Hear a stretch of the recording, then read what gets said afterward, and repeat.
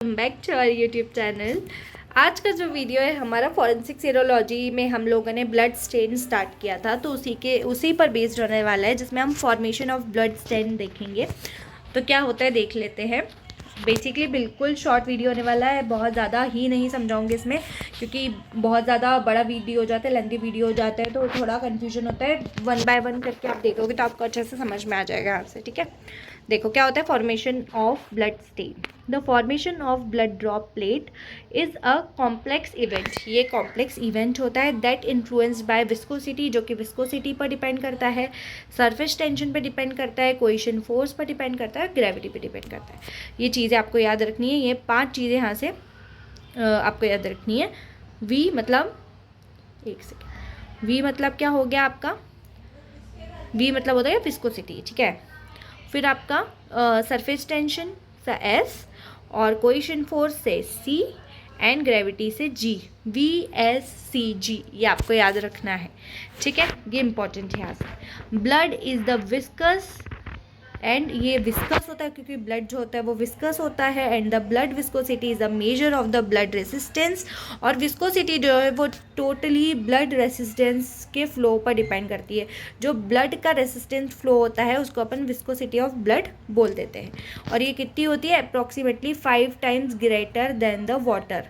Water से, पानी से 5 टाइम ग्रेटर होती है। ये चीज़ बहुत अच्छे से ध्यान रखना है। किससे, पानी से, वाटर से 5 टाइम ग्रेटर होती है। कौन, विस्कोसिटी ऑफ ब्लड। ठीक है, the formation of a drop is a blood leaks out from the blood source.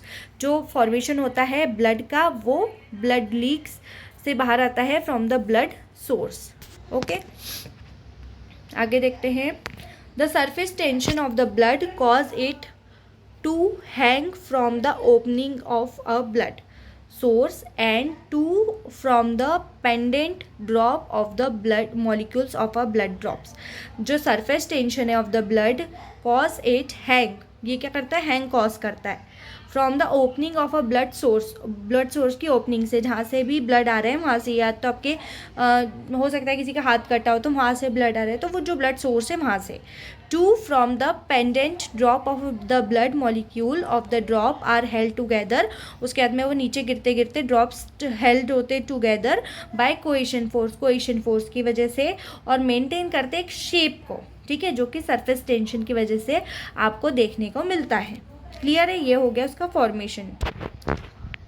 Cause liquid to minimise their surface as the result of blood drop is spherical. तो आपका जो liquid है जो वो minimise surface पर होता है, इसके लिए जो रिजल्ट आपको देखने को मिलेगा वो कैसे दिखेगा, स्फेरिकल का आपको ब्लड दिखेगा। As the volume of a drop gradually increase, जो वॉल्यूम होता है वो धीरे धीरे बढ़ता जाता है, ग्रेजुअली इंक्रीज होता जाता है। And the exist of the certain size of detached itself, और क्या करता है वो, जो सर्टन साइज है, जो आपका साइज बना, जैसे आपका ये स्फेरिकल शेप में ब्लड का साइज बना, तो ये धीरे धीरे क्या करता है, वॉल्यूम की वजह से, क्योंकि यहाँ पे लिक्विड ब्लड है तो उसकी वजह से क्या होता है, ये धीरे धीरे धीरे कहाँ जाएगा, स्लोप में। अगर कोई सरफेस होगी तो स्लोप में जाते जाते एक ड्रॉपलेट को इससे क्या कर लेगा, डिटैच कर लेगा। ठीक है, और क्या करेगा फिर, टुगेदर बाय सरफेस टेंशन, और वहाँ पे क्या बना लेगा, एक अपना एक अलग से साइज़ बना लेगा, एक अलग से शेप बना लेगा। देखो मैं इससे बताती हूँ। ये यहाँ से आपका क्या है, ये सोर्स ऑफ ब्लड है। सोर्स ऑफ ब्लड यहाँ से निकल रहा है, इस फिंगर से निकल रहा है। ठीक है, अब एक बूंद जब गिरा बड़ा सा, यहाँ से एक बूंद गिरा है, ये एक बूंद गिर रहा है, ये यहाँ पर मिल जाएंगे कोएशन की वजह से। धीरे धीरे नीचे आते आते ये पूरा एक गोला बन गया। आया समझ में यहाँ तक के, तो ये कोएशन फोर्स की वजह से और ये सरफेस टेंशन की वजह से यहाँ पे स्फेरिकल शेप का बन जाता है, ये स्फेरिकल शेप का। ठीक है, बट अब ये धीरे धीरे, अगर मान लो कि ये इस साइड पर, यहाँ पर इस साइड पर ये धीरे धीरे स्लोप में जा रही है ज़मीन। ठीक है, और ये लिक्विड ब्लड है, तो लिक्विड ब्लड किधर फ्लो करेगा, इधर की तरफ फ्लो करेगा। तो यहाँ पर उसकी कुछ बूंदें यहाँ पर आ जाएगी, मतलब इससे डिटैच होकर धीरे धीरे धीरे धीरे यहाँ पर इकट्ठा होने लग जाएगी। आए समझ में, तो धीरे धीरे धीरे वो क्या होगा, अपना एक अलग साइज़ बना लेगा, एक अलग शेप बना लेगा। ठीक है, falling blood drop is influenced by the downward force, क्योंकि डाउनवर्ड फोर्स की तरफ जाती है। मैंने बोला कि अगर स्लोप है तो स्लोप की तरफ जाएगी।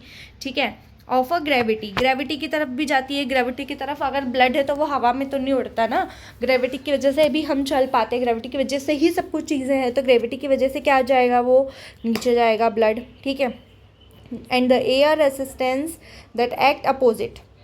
अब यहाँ पर बहुत तेज़ तेज़ हवा चल रही है, तो वो क्या करेगी, इस ब्लड ड्रॉप को क्या करेगी, एक तो ग्रेविटी इसको नीचे खींचेगी, ठीक है, और जो एयर रेसिस्टेंस है उसकी वजह से क्या होगा, ये या तो इधर साइड जा सकता है या तो इधर साइड जा सकता है, ठीक है। अपोजिट डायरेक्शन में काम करेगा आपका air resistance. As the drop is a motion when the blood stain land of the surface in the shape, और फिर वैसे ही वो मूव करता है और उसके बाद में नीचे गिर करके एक अपना क्या बनाता है, सरफेस पर शेप बनाता है। And the size of blood stain is affected by the texture of the target surface. तो टारगेट सरफेस कैसी है उस पर उसका साइज डिपेंड करता है। Blood stain that land of the porous और rough surface usually have a more distortion, ठीक है। ये चीज़ आपको याद रखनी है कि अगर पोरस या रफ सरफेस है तो वहाँ पर बहुत ज़्यादा डिस्टॉर्शन आपको देखने को मिलेगा, किसमें, ब्लड स्टेन का जो पैटर्न है उसमें, ठीक है। Around the edges of the stain then thus are land on smooth surface of the comparison of a droplet different texture and the target surface। target surface अगर smooth है तो वहाँ पर आपको comparison देखने को मिलेगा, smooth और rough surface में आपको comparison देखने को मिलेगा। दोनों का जो है वो different texture रहेगा surface का, उस वजह से दोनों का थोड़ा बहुत shape में जो है वो difference आएगा, ठीक है। आए समझ में? तो ये है आपका formation of ब्लड स्टेन। इसके आगे हम एनालिसिस ऑफ ब्लड स्टेन पढ़ेंगे, डॉक्यूमेंटेशन पढ़ेंगे, तो ये सारी चीज़ें पढ़ने वाले हैं। बहुत ज़्यादा इंपॉर्टेंट होने वाला है, ब्लड ड्रॉपलेट से क्वेश्चन आ जाते हैं, और अगर आप बीएससी एमएससी के स्टूडेंट्स हैं तो वो भी आपके लिए अच्छा होने वाला है। अगर आपके फ्रेंड्स वगैरह कोई हैं जो फॉरेंसिक साइंस से बीएससी एमएससी कर रहे हैं या डिप्लोमा कर रहे हैं, या तो फिर उन लोगों का यूजीसी नेट का पेपर है, तो आप उसके साथ में शेयर कर सकते हैं इस वीडियो को, वो उनके लिए आई होप बेनिफिशियल रहेगा। Thank you, thanks for watching.